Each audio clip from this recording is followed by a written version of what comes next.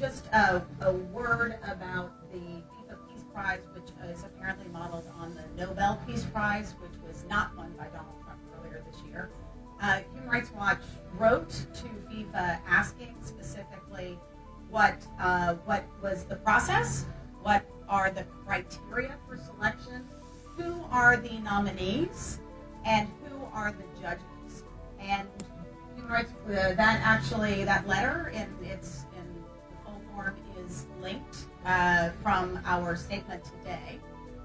We did not have an answer to that, which you could infer that there is no process. There are no other nominees. There was no judging, and of course the FIFA count. It was news to the FIFA Council, the governing body. 2026. So there are two large alliances. It's kind of insult to the intelligence of a lot of fans and people, supporters, and people who are watching the World Cup when you're all of a sudden coming up with this prize that, as Miki said, had no basis, very, very little transparency around it.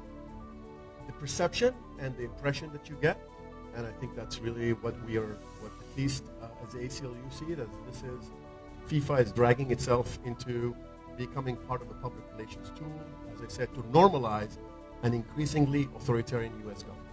That is a real concern. We're very troubled about that. So any actions by the president of FIFA or any officials of FIFA in the preparations for the World Cup has to be very carefully considered because of the way that they will be perceived and had an impact on real lives.